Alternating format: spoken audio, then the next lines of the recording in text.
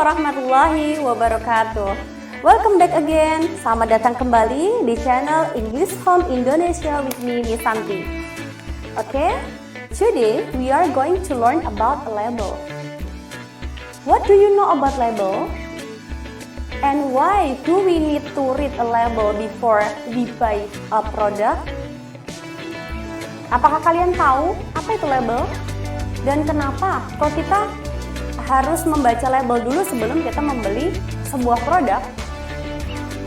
Oke, for clear information, please watch this video until the end. Silahkan lihat videonya sampai akhir.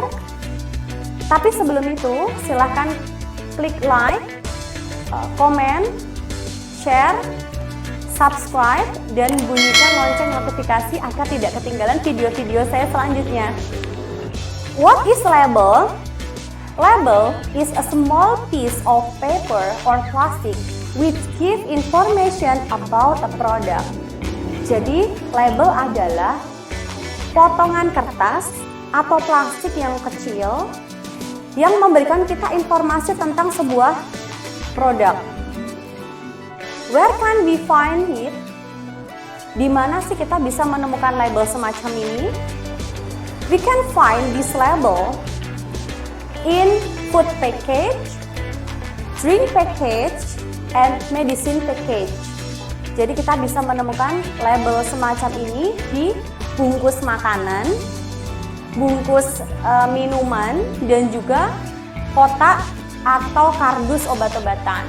Jadi kalau misalnya kita membeli obat yang cair, dia itu ada kotaknya. Nah, itu di situ ada labelnya yang bisa kita baca. What does a label tell us about?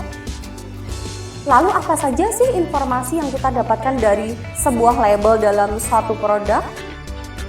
Yang pertama, itu ada brand or name of the product. It is usually written in a big letter.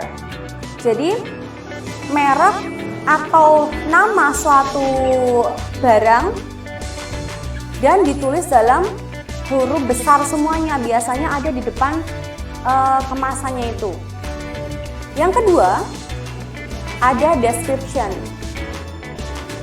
Description, it is usually written under brand or name of the product. Jadi, description ini biasanya ditulis di bawah nama atau merek dari produk itu dan berisi keterangan tentang produk apa sih itu.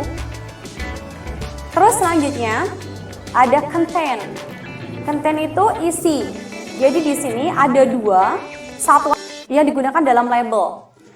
Untuk produk makanan yang padat itu kita bisa menggunakan satuan gram. Sedangkan untuk yang bentuknya cairan itu kita bisa menggunakan satuan mililiter. Selanjutnya, ingredient. Ingredient adalah komposisi atau bahan-bahan apa saja sih yang ada di label itu. Selanjutnya, ada direction to use. Direction to use itu cara menggunakannya atau instruksinya. Kalau misalnya di obat-obatan itu cara mengkonsumsinya atau aturan pakainya. Selanjutnya ada direction to store. Direction to store itu maksudnya adalah cara penyimpanannya.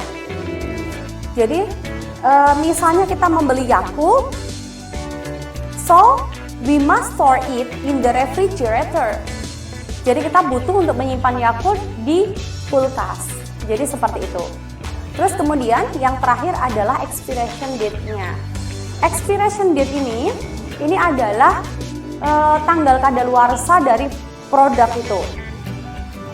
Tapi tidak semuanya produk itu yang ada tanggal kadaluarsanya. Tanggal kadaluarsa itu bisa ditemukan di bagian atas, di bagian depan, di bagian samping, di bagian bawah, ataupun di bagian belakang. Jadi tidak tentu letaknya.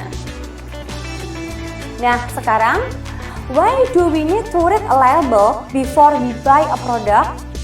Kenapa sih kita harus melihat atau membaca label sebelum kita membeli barang atau sesuatu?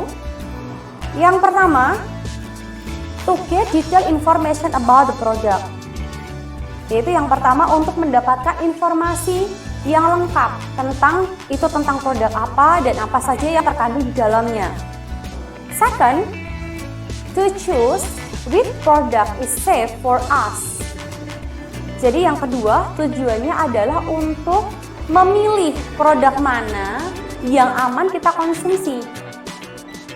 Number 3, to avoid negative effect of a product. Jadi untuk menghindari efek-efek negatif yang ada dalam produk itu.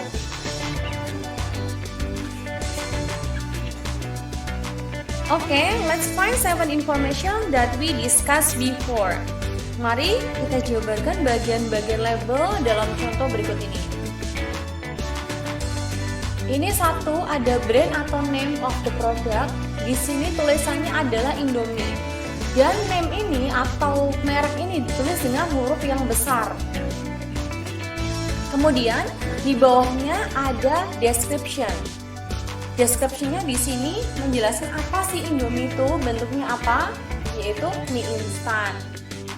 Kemudian di label bagian depan ini ada expiration date-nya juga. Di sini tulisannya tanggal 20 Desember 2020. Kemudian ke bawah ini ada berat bersih atau neto. Itu konten, isinya.